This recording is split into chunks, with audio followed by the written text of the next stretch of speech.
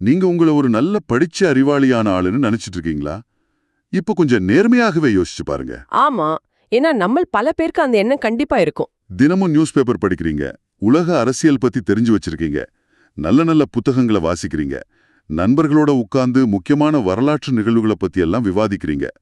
Correct. உங்களை சுற்றி நடக்கும் விஷயங்களை ஓரளவுக்கு துல்லியமாக புரிந்து கொள்ளும் திறன் உங்களுக்கு இருக்கிறது என்று ஒரு மிதப்பு நமக்குள் இருக்கும் இல்லையா?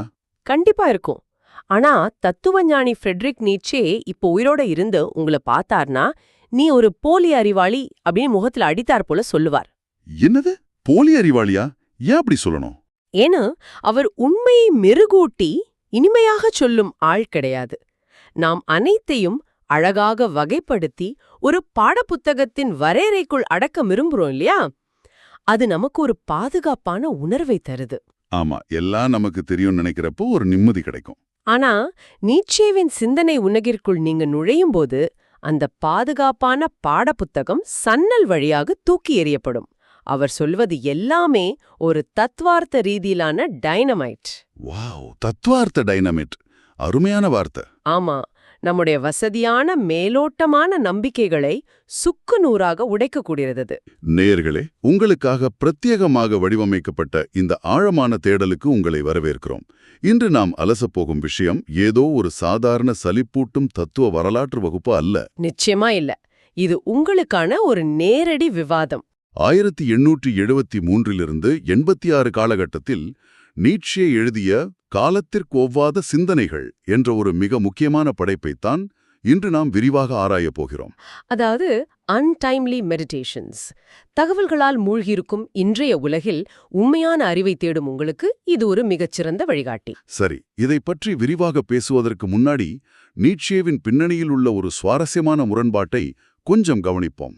தன்னுடைய 24 வயதிலேயே அவர் பேசல் பல்கலைக்கழகத்தில் மிகச் சிறந்த பேராசிரியராக பணியில் அமர்ந்தார். அந்த வயதுல அப்படி ஒரு கல்வித்துறையில் அந்த பதவி கிடைப்பது என்பது மாபெரும் சாதனை.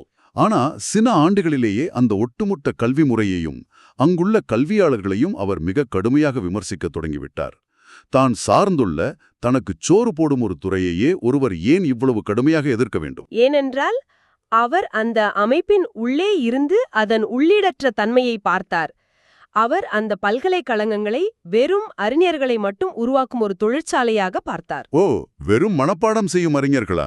ஆமா, ஆனால் அவர் உண்மையான முழுமையான மனிதர்களை உருவாக்க விரும்பினார்.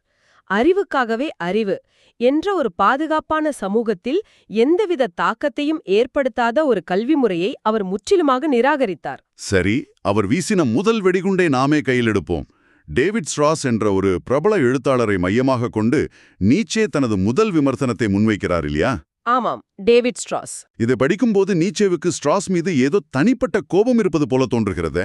இல்ல, அதுதான் இங்க நாம் புரிஞ்சு கொள்ள வேண்டிய மிக முக்கியமான விஷயம். ஸ்ட்ராஸ் ஒரு குறியீடு மட்டுமே. ஒரு பகடைக்காய் மாதிரி சொல்றீங்களா? அதேதான். ஸ்ட்ராஸை ஒரு பகடைக்காயாக பயன்படுத்தி நீட்சே ஒட்டுமொத்த போருக்கு பிந்தைய ஜெர்மனியின் படித்த போலி அறிவாளிகள் மீது தான் தனது தாக்குதலை நடத்துகிறார். போலி அறிவாளிகளா? ஜெர்மன் மொழியில் இவர்களை பில்டிங்ஸ் பிலிஸ்டர், அதாவது கல்டிவேட்டட் பிலிஸ்டைன்ஸ் என்று அவர் அழைக்கிறார். தங்களை கலாச்சாரம் மிக்கவர்களாக காட்டிக்கொள்ளும், ஆனால் உண்மையில் எந்தவிதமான ஆழமான கலாச்சாரமும் இல்லாத மனிதர்கள். இதை இன்னும் கொஞ்சம் விளக்கமா சொல்ல முடியுமா? படித்த போலி அறிவாளிகள்னா யாரு? அவர்களுக்கு என்ன பிரச்சனை? இப்போ இதை இப்படி புரிந்து கொள்ளலாம். அந்த காலகட்டத்தில் பிராங்கோ புருஷ்ய போரில் ஜெர்மனி மிகப்பெரிய இராணுவ வெற்றியை பெற்றிருந்தது. சரி. அந்த வெற்றியால் ஜெர்மானியர்கள் தங்களின் கலாச்சாரமும் உலகிலேயே சிறந்தது என்று நம்பத் தொடங்கிவிட்டார்கள். நீட்சே இதை முட்டாள்தனம் என்கிறார். அதாவது ராணுவம் ஜெயிச்சதுக்கு கலாச்சாரம் தான் காரணம்னு நினைச்சிட்டாங்களா? ஆமா, உங்கள் ராணுவம்தான் வென்றது, உங்கள் கலாச்சாரம் அல்ல என்று கூறுகிறார். இந்த நடுத்தர வர்க்க மக்கள் என்ன செய்வார்கள் என்றால், தினமும் செய்தித்தாள்களை படிப்பார்கள்.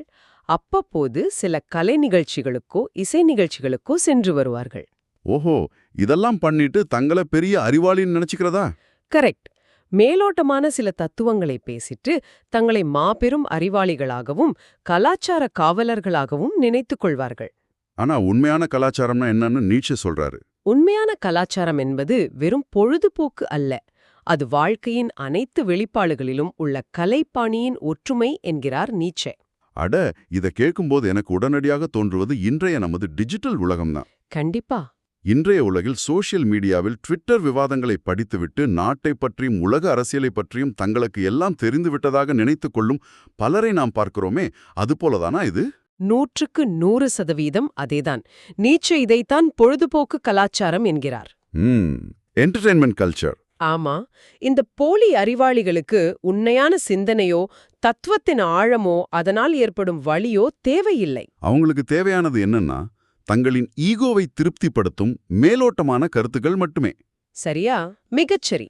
எந்தவிதமான சிரமமொன்றி தங்களை அறிவாளிகளாக உணரச் செய்யும் ஒரு வசதியான மாயையை அவர்கள் விரும்புகிறார்கள். ஒரு நிமிஷம், இங்கே எனக்கு ஒரு சந்தேகம் வருகிறது. நீங்கள் சொல்வதை பார்த்தால் செய்திகள் படிப்பதும் தகவல்களை தெரிந்து கொள்வதும் தப்பு என்பது போல தோன்றுகிறதே. அப்படி இல்ல. அவர் சொல்ல வர்றது என்னன்னா, ஒன்றுமே தெரியாமல் முட்டாளாக இருப்பதை விட 4 விஷயங்களை தெரிஞ்சு வச்சுக்கொண்டு மேலோட்டமாகவாத அறிவாளியாக இருப்பது எவ்வளவோ மேல் இல்லையா? இதில் நீட்சே ஏன் இவ்வளவு கோபப்படுகிறார்? இது ஒரு மிகச்சிறந்த கேள்வி. நீட்சே தகவல் தெரிந்து கொள்வதை எதிர்க்கவில்லை, அந்த தகவல்கள் அவர்களை உருமாற்றவில்லை என்பதைத்தான் எதிர்க்கிறார். ஓ, உருமாற்றம் நடக்கணும். ஆமா, உங்களுக்கு நிறைய விஷயங்கள் தெரிந்திருக்கலாம், ஆனால் அந்த அறிவு உங்களை ஒரு சிறந்த மனிதனாக, ஒரு ஆழமான சிந்தனையாளனாக மாற்றவில்லை என்றால் அந்த அறிவால் என்ன பயன்? அது உங்களை வெறும் ஒரு தகவல் களஞ்சியமாக மட்டுமே மாற்றுமே தவிர உங்களுக்கென்று ஒரு தனித்துவமான கலாச்சாரத்தையோ பார்வையையோ உருவாக்காது. எக்ஸாக்ட்லி. மேலோட்டமான அறிவு ஆபத்தானது. ஏனென்றால் அது உங்களுக்கு எல்லாம் தெரிந்துவிட்டது என்ற மமதையை தந்து மேற்கொண்டு உண்மையான தேடலை நோக்கி பயணிப்பதிலிருந்து உங்களை தடுத்து நிறுத்திவிடும். ஆஹா, இது ரொம்ப சரியான பாயிண்ட். எனக்கெல்லாம் தெரியும் என்று நினைக்கும் ஒருவனால் புதிதாக எதையும் கற்றுக்கொள்ள முடியாது. அதுதான் அந்த போலி அறிவாளிகளோட பிரச்சனை. சரி, இன்றைய நவீன கலாச்சாரம் வெறும் மேலோட்டமான போலியான ஒரு அமைப்பு என்று நீட்சே நிராகரித்து விட்டார். அப்படியானால் உண்மையான அறிவை நாம் எங்கே தேடுவது? நமது கடந்த காலத்தை, அதாவது வரலாற்றை நாம் திரும்பி பார்க்கலாமா? நம் முன்னோர்கள் எப்படி வாழ்ந்தார்கள், என்ன சாதித்தார்கள் என்று வரலாற்றிலிருந்து பாடம் கற்றுக்கொள்ளலாமே. அங்கேதான் நீட்சே தன்னுடைய 2வது வெடிகுண்டை வீசுகிறார். நீட்சே வரலாற்றையும் விட்டு வைக்கவில்லை. வரலாற்றையும் விட்டு வைக்கவில்லையா? ஆமா, வரலாற்றின் பயன்களும் தீமைகளும் என்ற தனது அடுத்த வாதத்தில் அவர் வரலாற்று காய்ச்சல் என்ற ஒரு பதத்தை பயன்படுத்துகிறார். வரலாற்று காய்ச்சலா? அப்படி என்றால் என்ன? மனிதர்கள் எப்படி கடந்த காலத்தின் எடையால் முடங்கி போகிறார்கள் என்பதை இது விளக்குகிறது. நாம் வரலாற்றை 3 விதமாக அணுகுவதாக அவர் பிரிக்கிறார். சரி, அதுல முதல் வகை என்ன? முதலாவது பிரம்மாண்டமான வரலாறு, அதாவது மான்யூமெண்டல் ஹிஸ்டரி. இது கடந்த காலத்தின் மாபெரும் மனிதர்களையும் அலெக்சாண்டர் அல்லது நெப்போலியன் போன்றவர்களின் வீரச் செயல்களையும் பண்டாதுகிறது. இது நல்லதுதானே. பெரிய ஆட்களை பார்த்து நாமும் பெரிய ஆளாக வேண்டும் என்று நினைப்பது இயல்புதானே. இயல்புதான். ஆனால் இதன் ஆபத்து என்னவென்றால் இது கடந்த காலத்தை மிகைப்படுத்தி விடும். ஓஹோ, அடடா, அந்த காலத்துல இப்படி வாழ்ந்திருக்காங்க, இப்போது அது போன்ற மாபெரும் மனிதர்கள் யாருமே இல்லையே, இனிமேல் அப்படி ஒரு சாதனையை நிகழ்த்தவே முடியாதே என்ற ஒரு சோர்வை, ஒரு தாழ்வு மனப்பான்மையை நிகழ்காலத்தில் உள்ளவர்களுக்கு அது உருவாக்கிவிடும். புரிகிறது. முன்னாடி இருந்தவங்க மாதிரி நாம வர முடியாதுங்கிற ஒரு பயம் வந்துடும். சரி, 2வது வகை என்ன? 2வது பழமைவாத வரலாறு, ஆன்டிக்வேரியன் ஹிஸ்டரி. இது நமது வேர்களை பாதுகாக்கும். அதாவது பழைய கல்வெட்டுகள், பழைய கட்டடங்கள், இதையெல்லாம் பாதுகாக்கிறதா? ஆமா, பழைய பழக்க வழக்கங்கள் என பழைய விஷயங்களை அப்படியே கட்டிப்பிடித்துக் கொண்டிருக்கும் ஒரு மனநிலை. ஆமாம், இதையும் நாம் நிறைய பார்க்கிறோம். எங்க தாத்தா காலத்துல எப்படி இருந்தது தெரியுமா? நம்முடைய மரபு எவ்வளவு புனிதமானது என்று சொல்லிக் கொண்டே இருப்பார்கள். இதுல என்ன பிரச்சனை? இதன் பிரச்சனை என்னவென்றால் இது புதிய மாற்றங்களை முற்றிலுமாக எதிர்க்கும். பழையது என்பதாலேயே அது சிறந்தது என்று கண்மூடித்தனமாக நம்பும். இது நிகழ்காலத்தின் வளர்ச்சியை பின்னோக்கி இழுக்கும் ஒரு கயிறு போல செயல்படணும் சொல்றீங்க. கண்டிப்பா. சரி, அப்படியானால் வரலாற்றை எப்படிதான் அணுகுவது? அதற்காகத்தான் நீட்சே 3வது வகையை முன்வைக்கிறார். அது விமர்சன வரலாறு. கிரிட்டிக்கல் ஹிஸ்டரியா? ஆமா, இது வாழ்வதற்காக கடந்த காலத்தை நீதிமன்றத்தில் நிறுத்தி அதன் குறைகளை அலசி தேவையற்றதை அழித்து புதியதை உருவாக்குவது. இது ஆபத்தானது. ஆனால் ஒரு சமூகம் உயிர்ப்புடன் வாழ்வதற்கு இது அவசியம் என்கிறார் நீட்சே. கரெக்டா? சரியா சொன்னீங்க. ஆனா எனக்கு இங்கே ஒரு வலுவான மாற்றுக் கருத்து இருக்கிறது. நீங்கள் சொல்வதை கேட்டால் வரலாற்றை அழித்துவிட வேண்டும், மறந்துவிட வேண்டும் என்பது போல தோன்றுகிறது. அப்படி இல்ல. அதாவது வரலாற்றை மறந்தவர்கள் அதை மீண்டும் செய்ய சபிக்கப்பட்டவர்கள் என்று ஒரு புகழ்பெற்ற பழமொழி கூட இருக்கிறதே. பிறகு ஏன் நீட்சே வரலாற்றைக் கண்டு இவ்வளவு பயப்படுகிறார்? கடந்த கால தவறுகளை நாம் நினைவில் வைத்துக் கொண்டால்தானே எதிர்காலத்தில் அதை செய்யாமல் இருக்க முடியும். இது மிக மிக முக்கியமான கேள்வி. நீட்சே வரலாற்றை முற்றிலுமாக தூக்கி எறிய சொல்லவில்லை. அவர் எதிர்ப்பது அதிகப்படியான வரலாற்றுதான். அதிகப்படியான வரலாறுனா? Excess of history. ஆமா. இது எப்படி புரிந்து கொள்ளலாம் என்றால், இப்போ நீங்க ஒரு பெரிய பிசினஸ் ஆரம்பிக்க போறீங்கன்னு வைத்துக்கொள்வோம். சரி, கடந்த காலத்தில் இதே மாதிரி பிசினஸ் ஆரம்பிச்சு 100 பேர் தோத்து போயிட்டாங்க, அதனால ஏற்பட்ட கடன்கள், கஷ்டங்கள் என்ற வரலாறு முழுமையாக உங்கள் மூளைக்குள் ஓடிக்கொண்டே இருந்தால், உங்களால அந்த பிசினஸை ஆரம்பிக்க முதல் அடி எடுத்து வைக்க முடியுமா? கண்டிப்பா முடியாது. பயம் வந்துரும். இத்தனை பேர் தோத்துருக்காங்க, நாமும் தோத்துடுவோம் என்று மனசு பின்வாங்கும். மிக சரி. அந்த பயம் உங்களை முடக்கிவிடும்.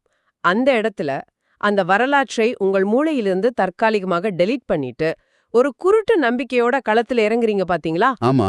அந்த மனநிலையே தான் நீட்சே வரலாறற்ற நிலை அப்படின்னு சொல்றாரு. ஒரு செயலை செய்ய வேண்டுமானால் அது காதலில் விழுவதாக இருக்கட்டும், அல்லது ஒரு தளபதி போர்க்களத்தில் வியூகம் அமைப்பதாக இருக்கட்டும், அவர்களுக்கு இந்த வரலாறற்ற நிலை தேவைப்படுகிறது. வாவ், இந்த விளக்கம் அருமை. கடந்த காலத்தின் சுமையை சுமந்து கொண்டு அதிகமாக சிந்திப்பவர்கள் எதையும் புதிதாக சாதிப்பதில்லை. உண்மைதான். அதாவது உள்ளே அறிவின் குப்பைகளை, தேவையில்லாத வரலாற்று தகவல்களை அடைத்து வைத்துக்கொண்டு வெளியே எந்த செயலும் செய்யாமல் நடமாடும் நவீன மனிதனின் முரண்பாட்டைத்தான் அவர் சாடுகிறார். சரியா பிடிச்சிட்டீங்க. உள்ளே எக்கச்சக்கமான தகவல்கள், செரிமானமாகாத வரலாறு. ஆனால் வெளியே எந்தவிதமான உண்மையான செயலோ மாற்றமோ இல்ல. ஆமா, நாம வெறும் இன்ஃபர்மேஷனை மட்டும் வாங்கிட்டு அமைதியா இருக்கோம். இத நீட்சே ஒரு சுவாரஸ்யமான உவமையோட சொல்றாரு. இன்றைய நவீன மனிதன் தனக்குள் பல 100 வருடங்களின் கலாச்சார விழுங்கல்களை வைத்துக்கொண்டு அதை செரிமானம் செய்ய முடியாமல் திணறும் ஒரு மாபெரும் பாம்பை போல இருக்கிறான் என்கிறார். ஒரு மாபெரும் பாம்பு, ரொம்ப ஆழமான உவமை. சரி, இப்போ எனக்கு ஒரு பெரும் குழப்பம் வருது. என்ன குழப்பம்?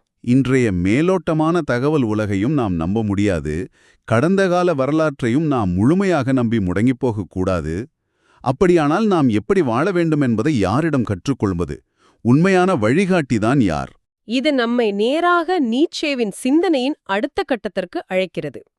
கல்வியாளராக சோப்பன்ஹாவர் என்ற தனது கட்டுரையில் நீட்சே ஆர்தர் சோப்பன்ஹாவர் என்ற புகழ்பெற்ற தத்துவ ஞானியை தனது ஆசானாக வழிகாட்டியாக காட்டுகிறார். ஓ, அப்படியா? அப்போ சோப்பன்ஹாவர் எழுதிய புத்தகங்களை எல்லாம் வாங்கி படித்து அவர் சொன்ன விதிகளையெல்லாம் பின்பற்ற வேண்டும் என்று நீட்சே சொல்கிறாரா? அங்கேதான் ஒரு மிகப்பெரிய ட்விஸ்ட் இருக்கு. நீட்சே சோப்பன்ஹாவரின் தத்துவ கோட்பாடுகளை புகழ்ந்து இந்த கட்டுரையை எழுதல. அப்போ எதை புகழ்ந்து எழுதுறாரு? சொல்லப்போனால் நீட்சே இந்த கட்டுரையை எழுதும்போதே சோப்பன்ஹாவரின் பல கருத்துக்களிலிருந்து முரண்படத் தொடங்கிவிட்டார். அவர் சோப்பன்ஹாவரிடம் கொண்டாடியது அவருடைய வாழ்க்கை முறையைத்தான். ஓ, வே ஆஃப் லைஃப். ஆமா, ஒரு உண்மையான தத்துவஞானி என்பவன் பல்கலைக்கழக அறைகளில் பாதுகாப்பாக அமர்ந்து கொண்டு மனப்பாடம் செய்ததை மாணவர்களிடம் ஒப்பிப்பவன் அல்ல. அவன் எந்த சமரசமும் இன்றி உண்மையை தேடுபவன், புதிய மதிப்பீடுகளை உருவாக்குபவன். இது ரொம்ப சுவாரஸ்யமாக இருக்கிறதே. அதாவது நடைமுறை உலகமே தெரியாமல் பாடப்புத்தகத்தை மட்டும் படித்துவிட்டு பாடம் நடத்தும் ஒரு சாதாரண ஆசிரியருக்கும் வாழ்க்கையில் அடிபட்டு கஷ்டங்களை எதிர்கொண்டு உண்மைகளை கற்றுக்கொண்ட ஒரு வழிகாட்டிக்கும் உள்ள வித்தியாசம் போல சொல்றீங்க. 100% சோப்பன்ஹோவர் பல்கலைக்கழகங்களின் பாதுகாப்பான வளையத்திற்குள் இயங்கவில்லை. அதனால்தான் அவர் சுதந்திரமாக இருந்தார். அரசாங்கத்தின் கட்டுப்பாட்டில் அவர் இல்ல. கரெக்ட். அரசாங்கத்தின் சம்பளத்திற்காக மாணவர்களுக்கு பாதுகாப்பான ஆபத்தில்லாத தத்துவங்களை கற்பிக்கும் பல்கலைக்கழக பேராசிரியர்களை அரசின் சேவகர்கள் என்று நீட்சே கடுமையாக விமர்சிக்கிறார். அரசின் சேவகர்கள் ரொம்ப தைரியமான விமர்சனம்தான். ஆமா, இந்த அரச சேவகர்களால் ஒருபோதும் உண்மையான தத்துவத்தை உருவாக்க முடியாது. ஏனென்றால் அவர்கள் சிந்திப்பது சமூகத்திற்கும் அரசாங்கத்திற்கும் சாதகமாக மட்டுமே இருக்கும். அப்படியானால் உண்மையான தத்துவத்தின் நோக்கம்தான் என்ன? உண்மையான தத்துவத்தின் நோக்கம் ஒரு மனிதனை அவனது உண்மையான சுயத்தை கண்டறிய செய்வதுதான். True self. ஆமா, நீயாக மாற வேண்டும் என்பதுதான் நீட்சேவின் மிக முக்கியமான சித்தாந்தம். ஒரு நிமிஷம், நீயாக மாற வேண்டும் என்று சொல்வது கேட்பதற்கு ரொம்ப தத்துவார்த்தமாக அழகாக இருக்கிறது. ஆனா பிராக்டிக்கலா யோசிச்சு பாருங்க. சொல்லுங்க. எனக்குன்னு ஒரு வேலை இருக்கு, மாசம் பிறந்தா இஎம்ஐ கட்டணும், குழந்தைகளை படிக்க வைக்கணும், குடும்பத்தை பாத்துக்கணும். இதுல நான் எப்படி சமுதாயத்தை விட்டு விலகி காட்டுக்குள்ள போய் என் உண்மையான சுயத்தை தேடி போறது? இது நிறைய பேருக்கு வர்ற சந்தேகம்தான். இது பணக்காரர்களுக்கும் எந்த பொறுப்பும் இல்லாதவர்களுக்கும் மட்டுமே செட் ஆகிற தத்துவம் மாதிரி தெரியலையா? நீங்க கேக்குற கேள்வி ரொம்ப நியாயமானது. நிறைய பேர் நீட்சேவை இப்படிதான் தவறாக புரிந்து கொள்கிறார்கள். உண்மையான சுயம் என்பது உங்களுக்குள் எங்கோ ஆழமாக புதைந்திருக்கும் ஒரு புதையல் அல்ல. அப்போ அது என்ன? எல்லாவற்றையும் விட்டுவிட்டு போய் அதை தேடி கண்டுபிடிக்க வேண்டாமா? கண்டிப்பா வேண்டாம். மாறாக அது நாம் தொடர்ந்து முயற்சி செய்து நம்மை நாமே செதுக்கி உருவாக்க வேண்டிய ஒன்று. நீட்சே உங்களை வேலையை விட்டோ குடும்பத்தை விட்டோ ஓடச் சொல்லவில்லை. ஓ, அப்போ அந்த விலங்குகளை எப்படி உடைக்கிறது? நீங்கள் வாழும் சமூகமும் இந்த கல்வி முறையும் உங்கள் மூளைக்குள் திணித்து வைத்துள்ள பழக்க வழக்கங்கள், சமூக எதிர்பார்ப்புகள் என்ற விலங்குகளை உடைத்தெறியச் சொல்கிறார். ஆஹா, அதாவது நான் செய்யற வேலையிலேயே ஒரு மாற்றத்தை கொண்டு வரணும். அதேதான். நீங்கள் செய்யும் வேலையில கூட மற்றவர்கள் என்ன சொல்வார்கள் என்று சிந்திக்காமல் உங்களுடைய தனித்துவமான முத்திரையை, உங்களுடைய உண்மையான விருப்பத்தை பதிக்கச் சொல்கிறார். அதற்கு ஒரு அசுர தைரியம் வேண்டும். அதைத்தான் ஷோபன்ஹோவரின் வாழ்க்கை அவருக்கு கற்றுக் கொடுத்தது. அட, எவ்வளவு ஆழமான கருத்து! உண்மையான தத்துவம் என்பது நம்முடைய போலியான முகமூடிகளை கிழித்தெறிந்துவிட்டு நமக்கான தனித்துவமான பாதையை உருவாக்குவது. ஆமா. சரி, தத்துவம் நமக்கு இருளில் ஒரு பாதையை காட்டுகிறது என்பதை நான் முழுமையா ஏற்றுக்கொள்கிறேன். ஆனா அந்த பாதை ரொம்ப கடினமானது, கரடுமுரடானது என்று நீங்களே சொல்கிறீர்கள். ஆமாம், கடினமான பாதைதான். அந்த பாதையில் தொடர்ந்து பயணிக்கத் தேவையான உணர்ச்சிகரமான உத்வேகத்தை நமக்கு எது தரும்? தர்க்கமும் பகுத்தறிவும் மட்டுமே மனிதனை நகர்த்தி விடாதே. நமக்கு ஏதோ ஒரு எரிபொருள் தேவையே. அந்த எரிபொருள் தான் கலை. அங்கேதான் கலை உள்ளே வருகிறது. கலை, ஆர்ட். ஆமா, இதுவே நாம் அலசப்போகும் 4வது மையப்பொருள். நீட்சே இதை பேரோத்தில் ரிச்சர்ட் வாக்னர் என்ற கட்டுரையில் விவாதிக்கிறார். ரிச்சர்ட் வாக்னர் நீட்சேக்கு மிகவும் நெருக்கமான நண்பராகவும் ஒரு மாபெரும் இசையமைப்பாளராகவும் இருந்தார். கலை எப்படி எரிபொருளாக மாறும்? நாம் பாட்டு கேட்பதும் படம் பார்ப்பதும் நம்முடைய சோர்வை போக்கிக் கொள்ளவும் ஒரு பொழுதுபோக்கிற்காகவும் தானே? அதுதான் நாம் செய்யும் மிகப்பெரிய தவறு என்கிறார் நீட்சே. வாக்னரின் கலை என்பது வெறும் மேடை நாடகமோ உங்கள் ஓய்வு நேரத்தை நிரப்பும் பொழுதுபோக்கோ அல்ல. அப்போ நீட்சே கலையை எப்படி பார்க்கறாரு? நீட்சேவை பொறுத்தவரை உண்மையான கலை என்பது சமூகத்தின் போலித்தனங்களுக்கு எதிரான போராட்டத்திற்கான ஒரு வலிமையான ஆயுதம். வாக்னரே ஒரு புரட்சிகரமான கலைஞராக பார்க்கறாரா? ஆம். இன்றைய நவீன மனிதன் தனது வலிகளையும் வெறுமையையும் மறைத்துக் கொண்டு தான் ரொம்ப சந்தோஷமாக இருப்பதாக ஒரு போலியான முகமூடியை அணிந்து கொண்டு வாழ்கிறான். இதை நாம தினமும் பார்க்கறது தான். அந்த போலியான சந்தோஷத்திலிருந்து மனிதனை மீட்டெடுக்க அவனுக்கு அவனுடைய உண்மையான நிலையை உணர்த்த உண்மையான கலை அல்லது துயரக் கலை தேவைப்படுகிறது. ஒரு நிமிஷம், துயரக் கலையா? Tragic art. ஏன் மனிதன் துயரத்தை கலையாக பார்க்க வேண்டும்? அது அவனை மேலும் சோர்வடையச் செய்யாதா? கிடையாது. இது ரொம்ப நுட்பமான விஷயம். ஒரு சோகமான இசையை கேட்பதோ ஒரு துயரமான கதையை படிப்பதோ நாம் அழுது புலம்புவதற்காக அல்ல. பின்ன வேற எதுக்கு?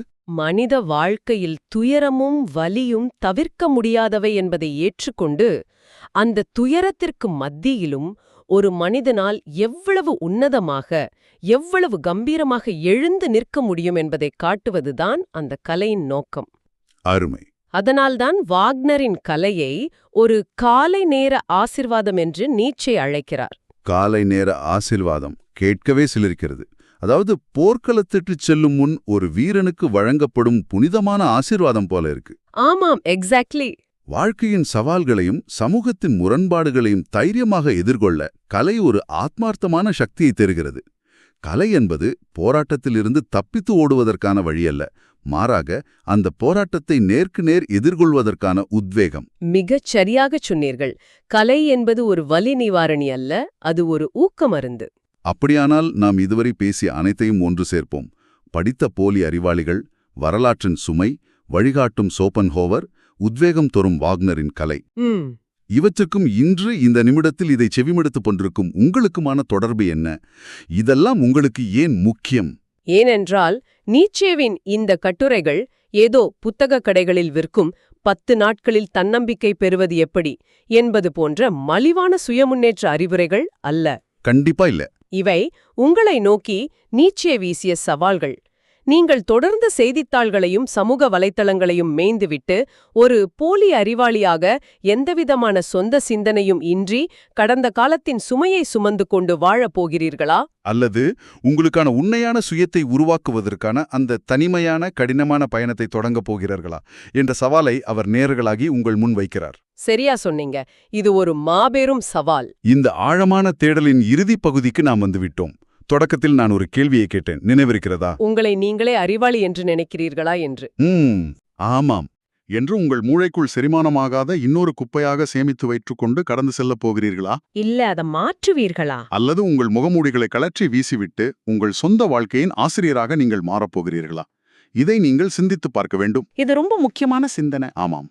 இதை எப்படி செய்வது என்று உங்களுக்குள் ஒரு மலைப்பு தோன்றலாம். அதற்கான ஒரு சின்ன விலையை உங்கள் மனதில் விதைத்துவிட்டு இந்த தேடலை நாங்க நிறைவு செய்றோம்.